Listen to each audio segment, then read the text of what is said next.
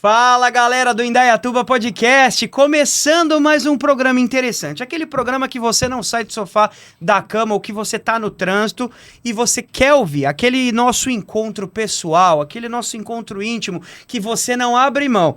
A cada 15 dias, você, eu e o Aguinaldo, nós estamos ligadinhos, bem gostosinhos aqui, trazendo informação, prestação de serviço, coisas do nosso mundo de Indaiatuba, que Indaiatuba parece o mundo, sabia, Aguinaldo? Acredito. Tudo tem na nossa cidade. Até doença vem primeiro aqui na nossa cidade, Covid veio primeiro, aqui nossa cidade, ela é premiada. Não só por isso, mas também índice de desenvolvimento, melhor educação, melhor segurança, saúde despontando.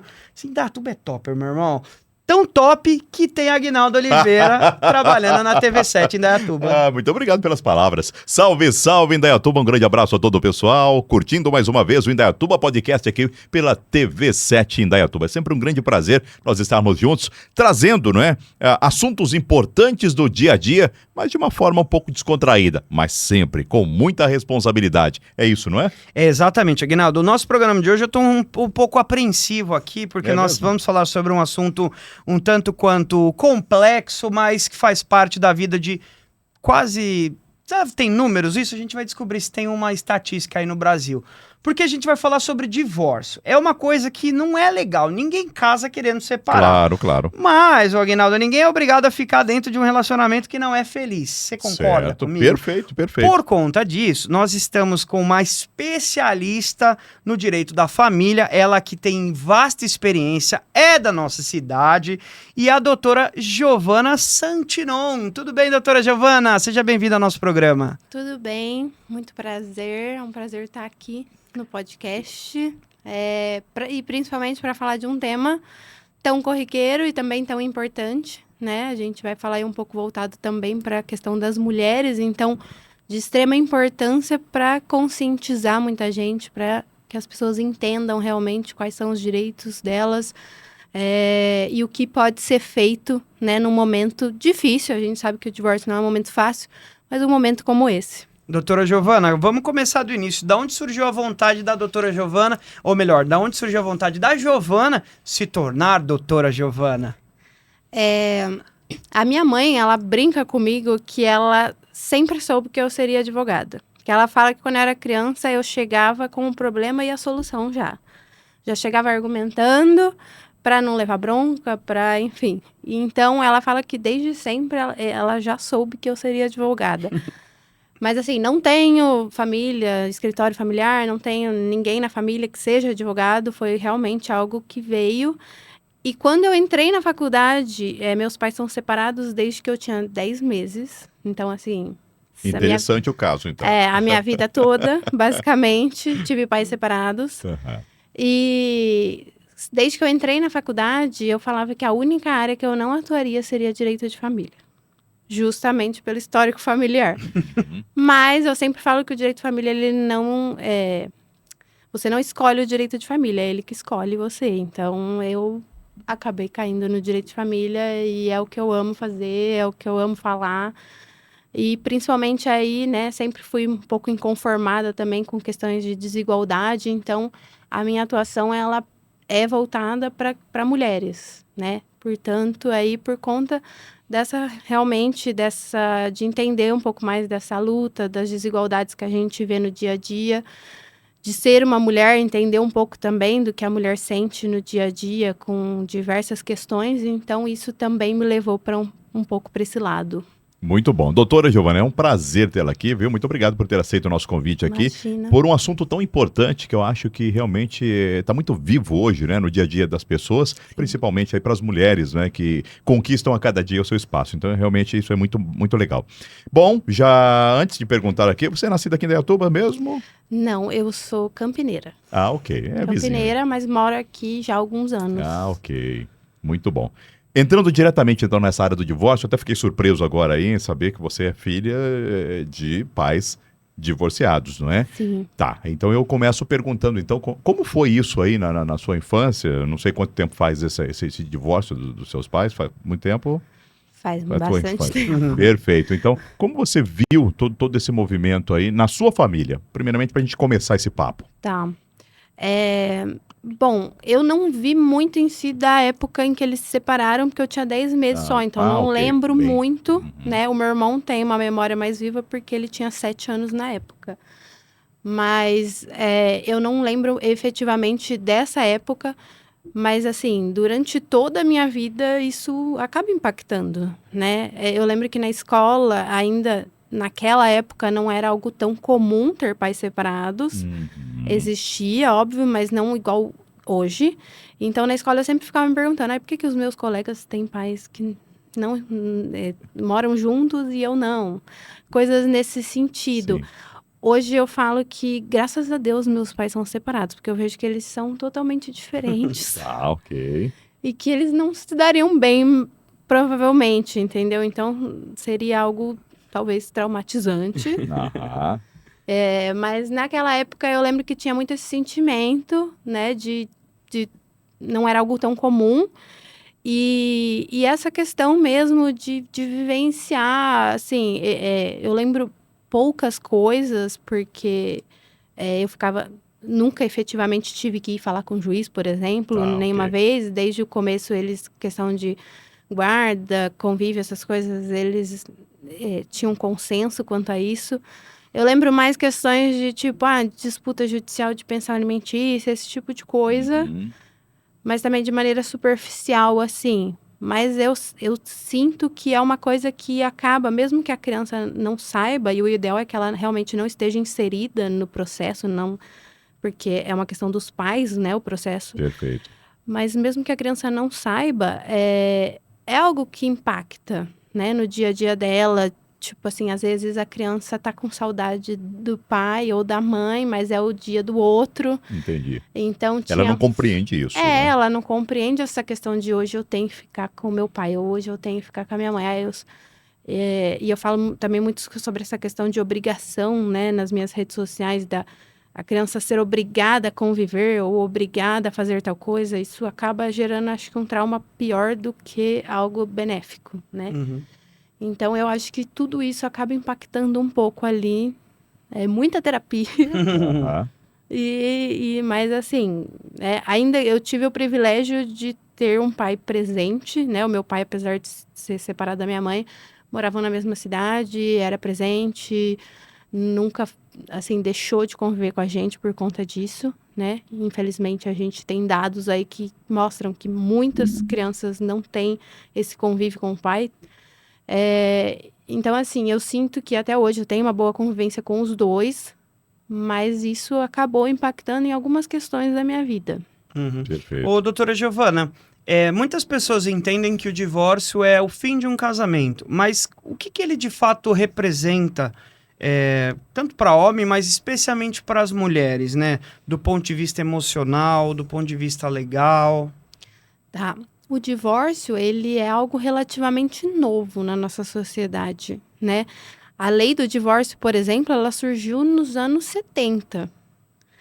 Então, basicamente, por isso que, assim, as pessoas às vezes falam, mas antigamente não existiam tantos divórcios, mas não é. É porque nem era algo que a lei permitia, entendeu? Então, as nossas avós, bisavós, enfim, não era nem algo que a lei permitia naquele momento. Até o final do século passado, quase, por exemplo, a mulher, para ter um cartão de crédito, ela precisava pedir autorização do marido, né? Para ter um passaporte, ela precisava ter autorização do marido. Então, os direitos foram evoluindo e, com isso, veio a necessidade do divórcio também, né? Assim como a união estável, por exemplo, que surgiu com a Constituição Federal de 88.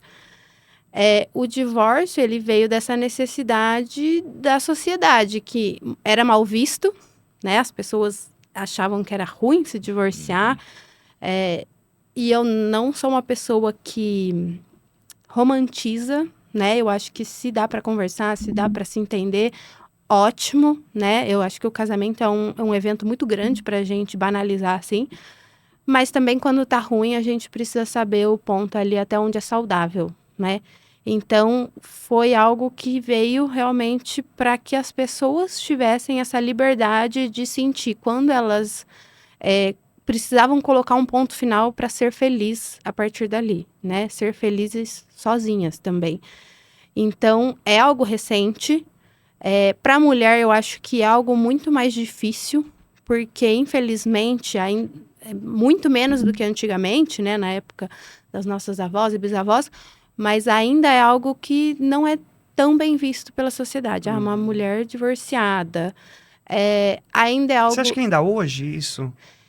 Eu acho que bem menos, mas ainda existe. Tem muita mulher que tem medo de se divorciar pelo receio do que as pessoas vão pensar, pelo medo de...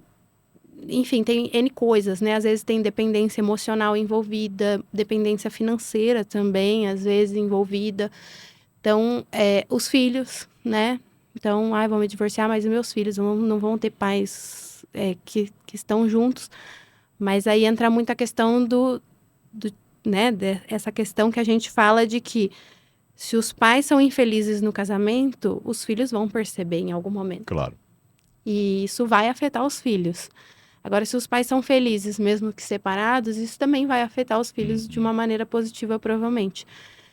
Então, ainda tem um pouco, não tanto como antigamente, mas eu acredito que tem, assim, ainda um pouco, né? Eu vejo que muitas mulheres têm esse receio ainda hoje. Doutora, aproveitando, os direitos que uma mulher tem, né, ao iniciar um processo, por exemplo, de separação, e aí encaixa, claro, como você disse, os filhos, né, nesse meio. Como é que se dá esse processo, esse início desse processo com filhos menores? Depende muito de cada caso, né? Então, assim, por exemplo, quando a gente envolve filhos, principalmente os menores, né? Filhos maiores não impacta tanto, mas ou filhos menores ou maiores, mas que sejam civilmente entendidos como incapazes, a gente não consegue, por exemplo, não é que a gente não consiga, mas a lei diz que para a gente fazer, por exemplo, um divórcio em cartório, que seria o mais rápido e o mais fácil, precisa ter as questões de guarda e convívio e alimentos definidas judicialmente. Então, o juiz ele precisa homologar, mesmo que seja um acordo, mas ele precisa homologar essas questões ou dar uma decisão judicial sobre isso para que os pais possam fazer no cartório esse divórcio. Primeiro precisa de uma audiência, então, para esse fim. Não necessariamente uma audiência, né? Porque a audiência pode existir ou não, mas ou um acordo entre os pais que seja homologado por um juiz, ou um processo judicial efetivamente dessas questões. E depois eles conseguem fazer isso em cartório. Então, assim, acaba não compensando muito. O que geralmente acaba compensando ou entra direto com tudo judicialmente, se for necessário, ou faz um acordo já envolvendo tudo e o juiz vai homologar também a questão de divórcio e partilha. Entendi. Mas geralmente é isso, né? A gente precisa delimitar, é obrigatório delimitar as questões envolvendo guarda, alimentos e convívio dos filhos, se forem menores, para que o divórcio possa acontecer, né? Perfeito. Ô, doutora Giovana, um tema que é bem sensível e eu acredito que deve ser até, infelizmente, recorrente no seu escritório, é quando envolve violência doméstica. É um tema que, infelizmente, a gente tem que abordar sempre e a gente não pode se cansar de abordar esse tema para que a gente possa conscientizar mulheres. Inclusive, esses dias atrás, eu acho que eu vi a nossa intérprete de Libras, a Débora, que está ali na nossa janelinha, fazendo um vídeo muito interessante sobre o gesto de socorro, né, para as mulheres. É algo que é muito bacana e muito bem trabalhado aqui na prefeitura, bem como a divulgação do Caminho das Rosas, enfim, daqui a pouco a gente pode até falar um pouco mais desses equipamentos públicos que a gente tem em defesa da mulher. Com certeza. Mas a violência doméstica, na verdade, ela é o ponto final de um relacionamento. Eu diria que não só falando do ponto de vista socioafetivo, né? Porque é a partir dali que acaba o respeito. Mas esse é o ponto crucial para você seguir a sua vida, se divorciar e procurar um advogado para que as medidas enérgicas e cabíveis contra esse agressor sejam tomadas? Então, geralmente são um pontapé inicial para a mulher decidir se divorciar. Infelizmente, elas chega a acontecer algum ato de violência doméstica para que a mulher perceba que ela está num relacionamento tóxico, abusivo, enfim, que há algum tipo de dependência emocional ali e que ela precisa se libertar daquilo, né? Infelizmente, é algo que a gente vê bastante. Mas depende muito do grau. O ideal é que nunca venha acontecer. Mas em geral, os divórcios acontecem quando já está num grau avançado de violência doméstica. Então, quando a gente já está em violência física, quando a gente já tem ali um avançar, às vezes um relacionamento ele vai envolver diversos tipos de violência, né? Porque a gente pensa em violência doméstica, a gente pensa em violência física, mas a gente tem 5 tipos de violência doméstica. Que é física, psicológica, moral, sexual e patrimonial. Então, nós temos 5 tipos de violência doméstica. E muitas das vezes... Você pode explicar um pouquinho dessas aí, Sim. resumidamente? A violência física é basicamente, né, agredir fisicamente a outra pessoa.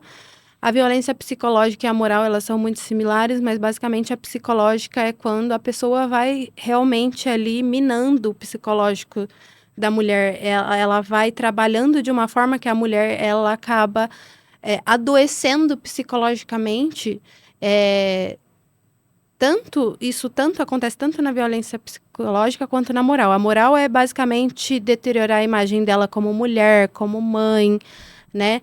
Voltada aí para uma questão, como diz o mesmo nome, moral. Tipo, xingar, ofender. Xingar, ofender também. Rebaixar sempre essa Isso, pessoa. Rebaixar a pessoa, humilhar. Todos esses tipos de atos, né, configuram como tipos de violência psicológica e moral. A violência psicológica e moral, elas são tão danosas quanto, às vezes eu falo que até mais, porque é mais difícil da mulher perceber do que a violência física. Então, geralmente, quando acontece violência física, a mulher, ela já ativa um sinal e ela fala, eu preciso sair desse relacionamento. Mas a violência psicológica e a moral, elas são silenciosas. E ela que começa, que dá o start, o gatilho para isso ou não, doutora? A mulher? A psicológica e a moral é onde começa esses gatilhos para poder chegar na violência física? Em alguns casos, sim. Tá. Tem casos em que a gente tem direto uma violência, mas geralmente, quando a gente tem uma violência física, ela está atrelada a algum tipo de violência psicológica. Geralmente são relacionamentos extremamente tóxicos e abusivos, em que realmente você vê que a mulher ela tem uma dependência emocional. E por isso que é tão difícil dela terminar o relacionamento quando existe só violência psicológica, porque existe uma dependência emocional ali.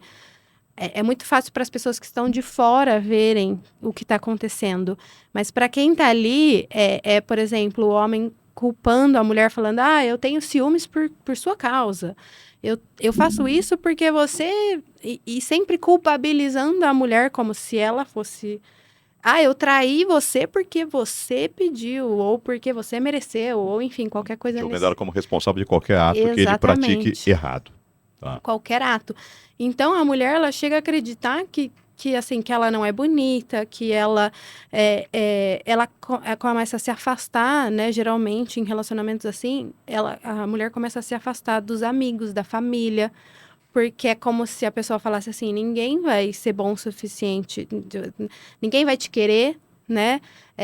Que ninguém é bom o suficiente como ele, entendeu? Então, ela começa a afastar essa mulher da família e ela começa não só a ter todo esse dano psicológico, mas também a perder a rede de apoio dela, né? Então, muitas vezes no divórcio, a mulher, além de tudo, ela se vê sozinha. Até da família, da própria família de raiz dela? Sim, tem muitos casos, eu atendo muitos casos de mulheres, por exemplo, que o agressor, né, enfim, o ex-marido, ele afastou até dos próprios familiares, das pessoas que tentavam alertá-la de que o relacionamento não era bom, e aí, mas a sua irmã isso, o seu irmão aquilo, e sempre tentando plantar a ideia de que as pessoas não eram boas, era ele que, né, estava tentando proteger ela. Entendi. Então, existe muito essa questão. E a violência... a violência sexual, basicamente, Sim. diz por si só também, né? É horrível. Infelizmente, também é algo que acontece corriqueiramente com mulheres, não só no contexto doméstico, mas, enfim, de diversas formas. E a violência patrimonial, ela também é um tipo de violência que as pessoas percebem menos. Basicamente, é o controle da mulher por conta, né, pelo dinheiro, por exemplo, esconder finanças, não dar transparência da vida financeira do casal para a mulher, controlar o dinheiro efetivamente da mulher. Então, por exemplo, eu já atendi casos de mulheres que elas não... Nem o salário delas, elas recebiam. Tudo caía na conta do marido. Era tudo o marido que geria. Ele não deixava nem ela gerir o próprio salário. Entendeu? Tipo, e ele escolhe o que faz com o dinheiro. Exatamente. E ela nem sabe. Não saber de dívidas que foram contraídas, não saber de bens que foram comprados, nada. Sim, nada. Então, a violência patrimonial e também num contexto de divórcio, né? A ocultação de bens. Então, tentar ocultar bens, ocultar patrimônio para que a mulher não tenha direito à partilha. Tudo isso é violência patrimonial. Interessante. E nesse caso, esse último caso especificamente, a mulher tomou a decisão de separar. Como é que funciona os primeiros passos, essa partilha de bens? Como é que alguém que está querendo separar ou percebeu através da nossa entrevista, de repente, que não é mais o momento, essa pessoa se enquadra nesse perfil de qualquer tipo de abuso, de qualquer tipo de violência, e ela quer tomar esse primeiro passo? Por onde que ela começa? O que ela precisa fazer? O ideal, eu sempre falo que o ideal é procurar o advogado antes de dar a decisão. Então, assim, eu penso em me separar.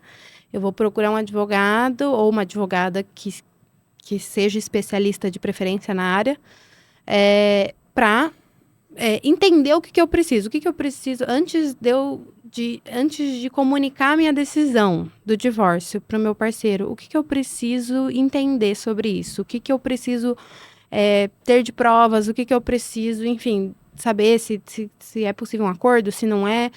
Então, o ideal é procurar antes. Nem sempre é possível, né? Mas sempre que houver a necessidade, primeiro procurar auxílio profissional de um ou uma advogada especialista em direito de família. E entender. Geralmente, nesse início, a gente vai entender o caso, né? Porque um divórcio, ele pode envolver muitas questões. Pode envolver muitos pedidos. Eu tenho divórcios que vão ter pedido de alimentos, eu tenho divórcios que não vão, eu tenho divórcios que vão ter pedido de, por exemplo, separação de corpos, que é um pedido para que um dos dois saia da casa, saia da residência. Então, entender o contexto familiar, entender quais são os bens. Se tem crianças envolvidas. Se tem crianças envolvidas, exatamente. Para entender se a gente vai precisar de mais questões, né? De guarda, alimentos, convívio. Entender os bens, né? Como, se existem bens a partilhar, quais são esses bens, qual é a intenção, eu quero ficar com tal bem, não, a gente vai vender, a gente vai doar para os filhos, enfim. E para a gente montar uma estratégia. Então, cada caso é um caso a ser analisado, é isso? Exato, exatamente. Então, cada caso é um caso, mas o ideal é procurar o especialista para traçar qual vai ser a estratégia. Dá para fazer acordo? Então, vai ser uma estratégia. Pode ser em cartório? É outra estratégia. Tem que ser judicial? Aí é uma outra forma. Quais são as provas? Então, documento do imóvel, documento do carro, enfim, fotos, testemunhas, enfim, tudo que pode agregar nesse pedido, né? Tudo que pode agregar na intenção ali de partilha de bens ou que pode agregar nos pedidos a serem feitos nesse divórcio ou nas ações de guarda, alimentos, convívio.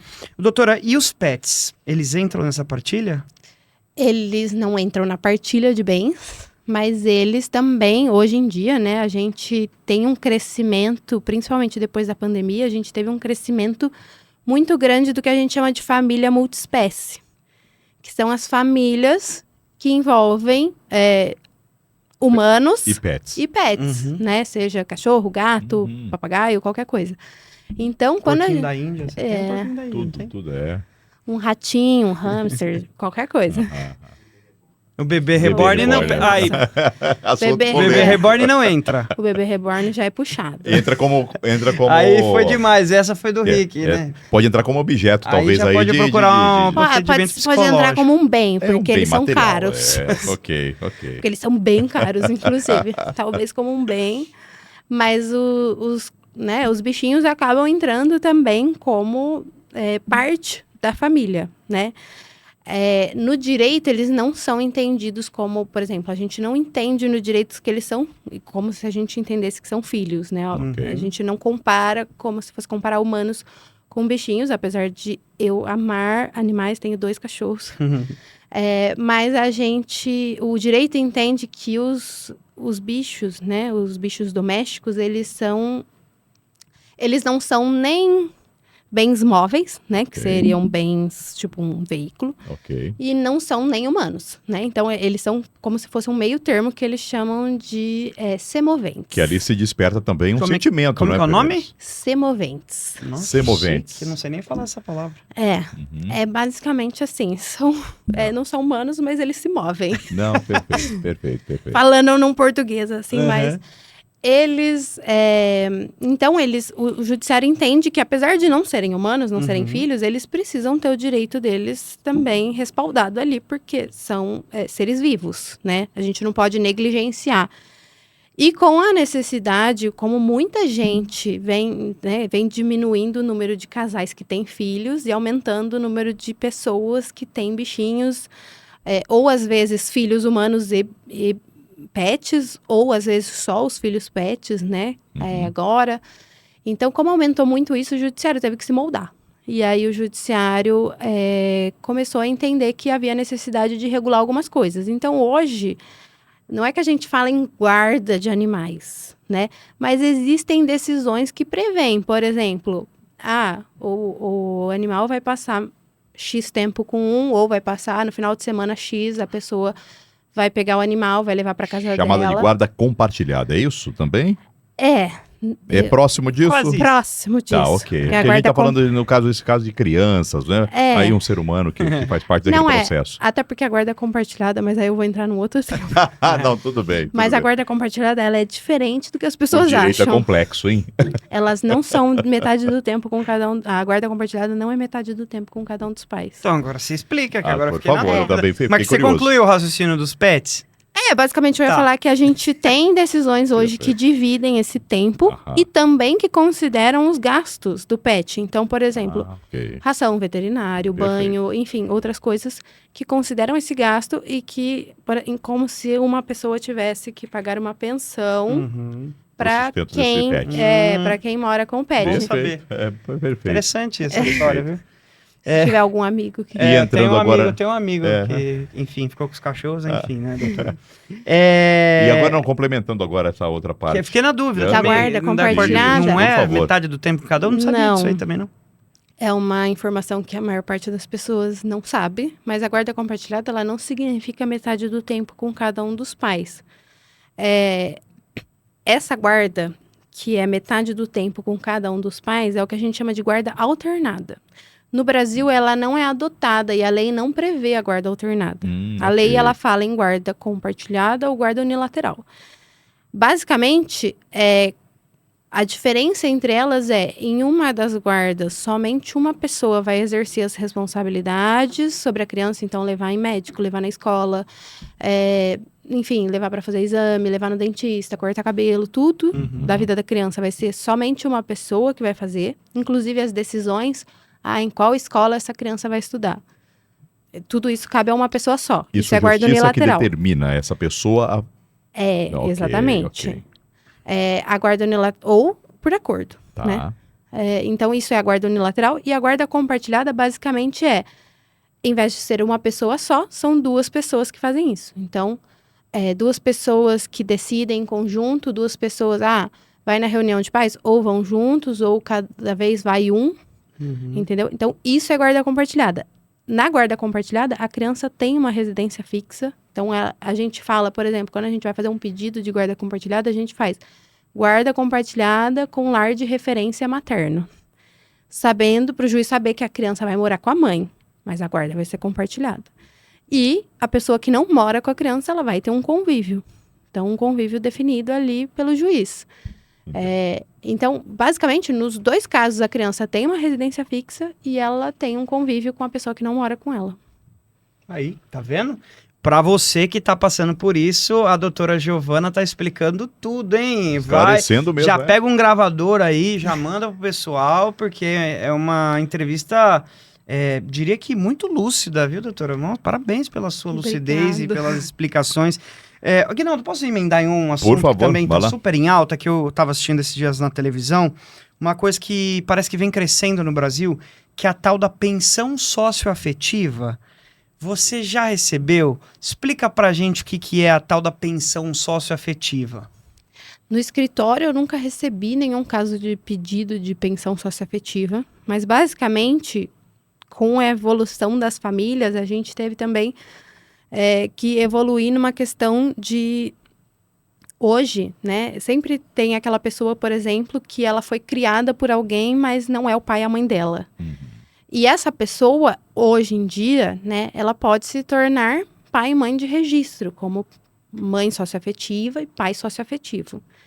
Para existir isso, precisa ter um vínculo muito forte. Então, assim, não basta que a minha mãe tá namorando outra pessoa e eu sou o filho dela, sei lá, uma criança, filha dela.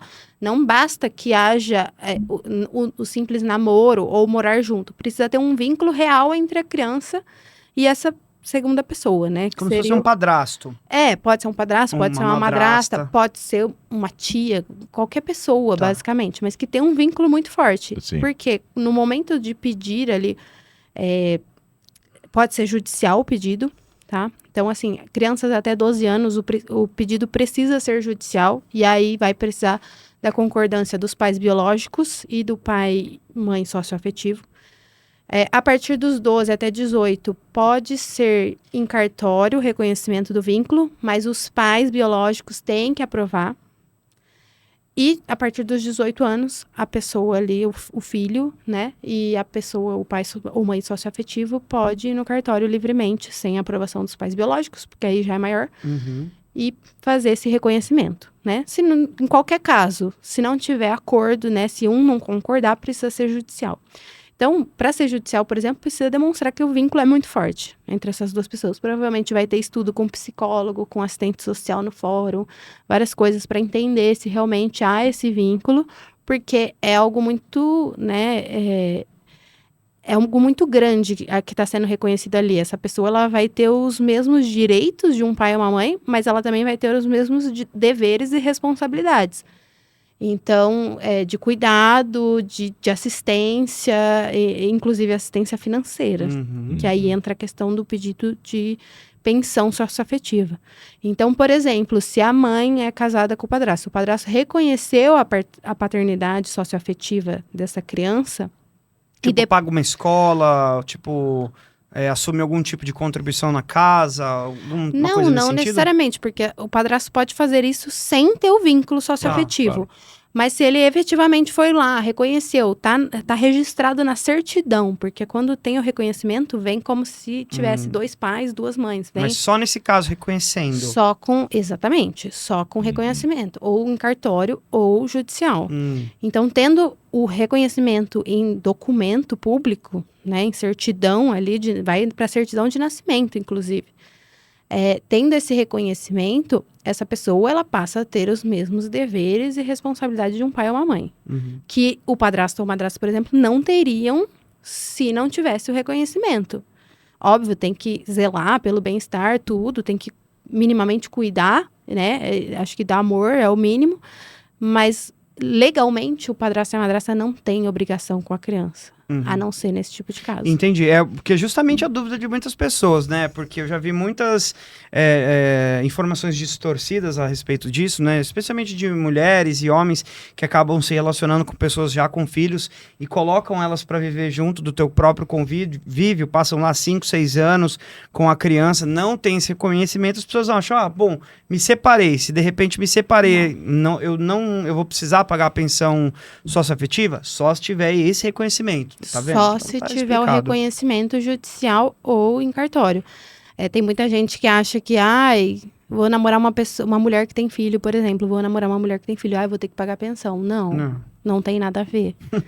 Entendeu? Tem que ter o vínculo socioafetivo, é bem complexo disso ser reconhecido, não é simplesmente morar com a pessoa que vai fazer isso acontecer. Muito esclarecedor. Bom, falando de esclarecedor, alguns termos existem, né? E eu gostaria um pouquinho de entender um pouquinho através de uma profissional como você. Por exemplo, um termo que aparece bastante constante, é sobre alienação parental. O que significa essa alienação parental, doutora?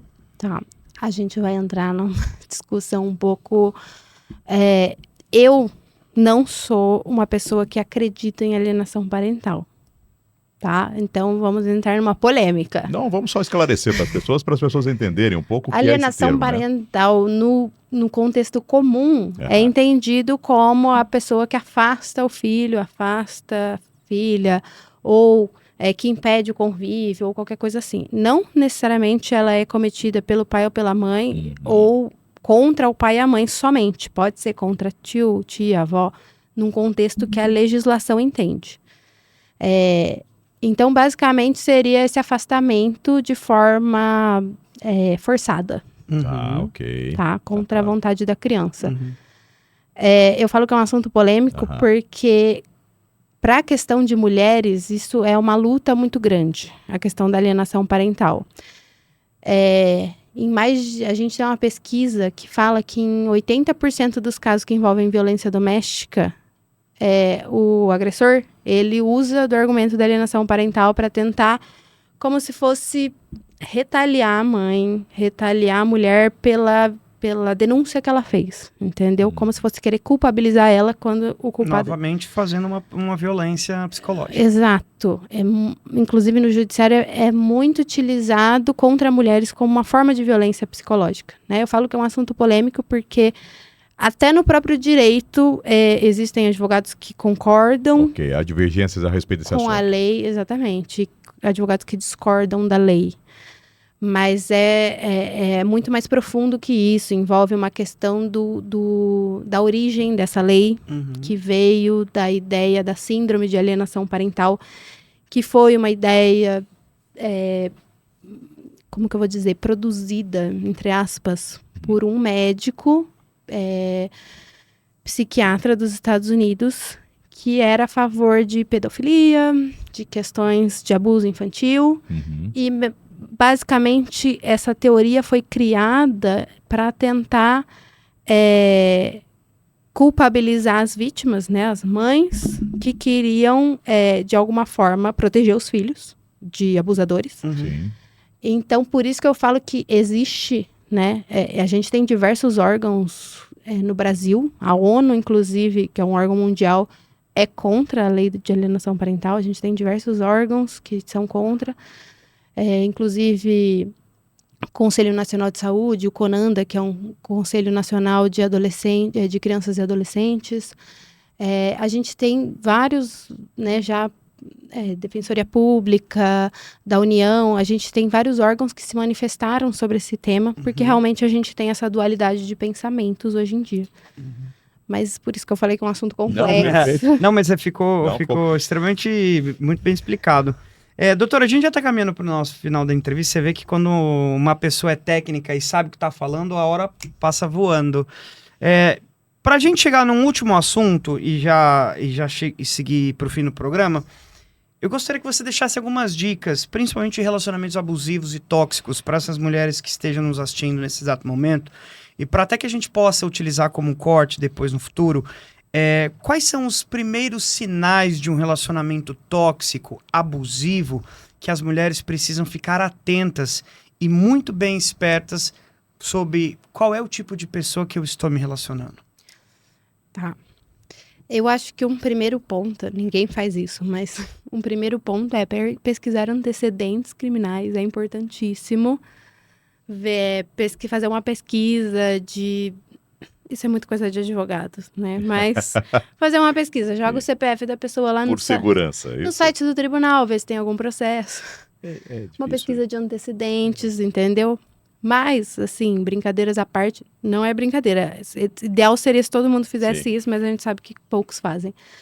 Mas o ideal é sempre notar questões sutis. Por exemplo, geralmente no começo do relacionamento é muito difícil ver isso, porque a pessoa ela se mostra maravilhosa. É uma pessoa incrível, super amorosa. É uma pessoa que ela vai fazer de tudo, ela vai te dar presente, ela, na frente das outras pessoas, ela vai ser uma pessoa incrível. Geralmente, ela vai começar a mostrar as verdadeiras faces dela em ambientes mais íntimos, e quando esteja você e ela. Mas, assim, se a pessoa te... Falou da roupa. Exatamente. Podou você em alguma questão de roupa, falou alguma questão da sua aparência, né? Violou sua privacidade celular. Exatamente. Ou se começou a falar, ai, fulano não é bom pra você.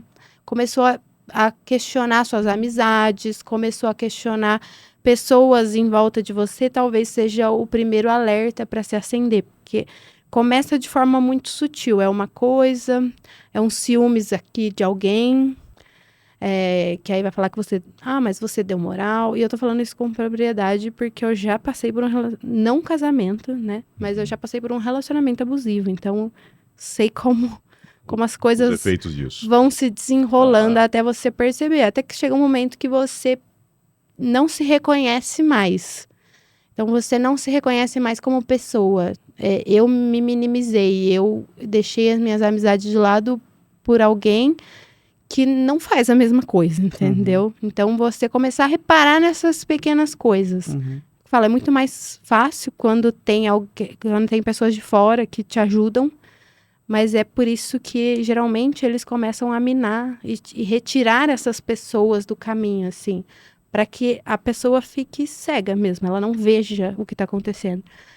Então, eu acho que esse tipo de situação, né, entender que, um ponto importante que eu sempre falo, em qualquer sinal de desconforto, qualquer sinal de desconforto psicológico mesmo, procure auxílio, né? Então, realmente, procure um psicólogo, entenda o problema, o que está acontecendo, o problema está em mim ou essa pessoa está fazendo alguma coisa que eu não estou entendendo. Não está conseguindo enxergar isso naquele momento.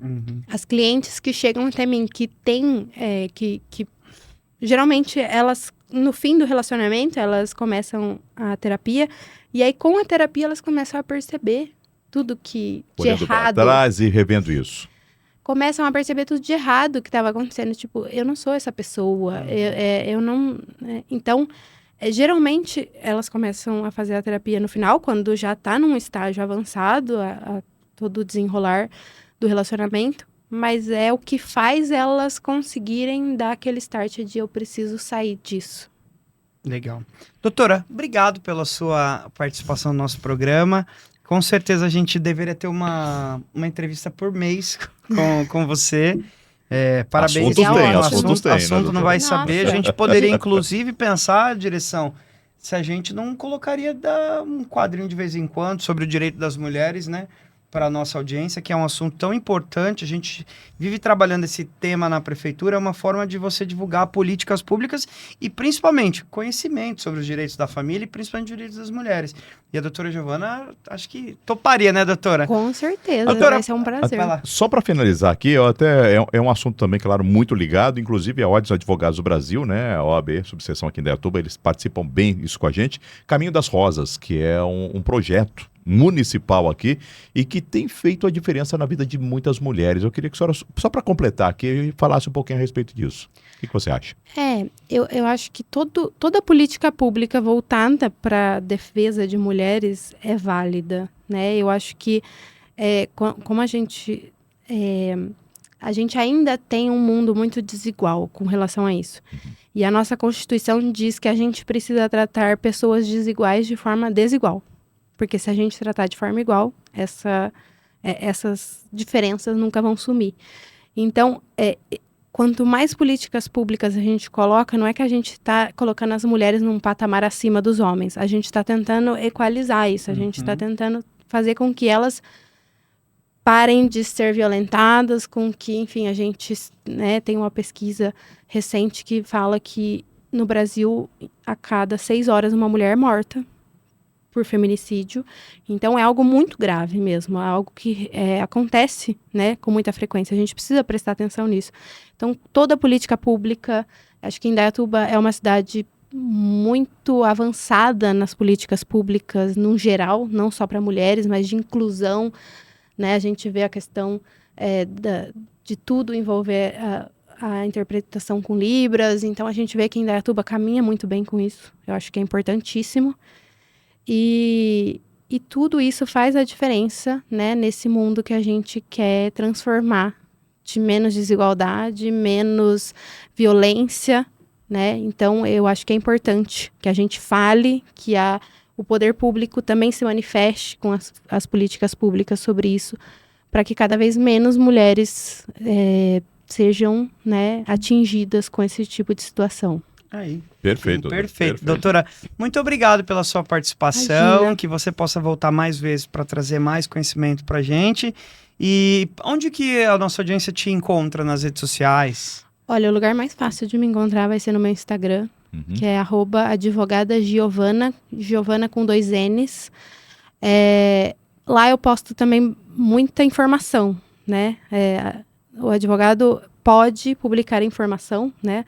A gente pode publicar coisas que sejam de teor informativo, que possam levar o direito mais fácil, de uma forma menos burocrática para as pessoas. Então, lá eu também posto muita coisa sobre isso, sobre mulheres, sobre essa busca pela proteção.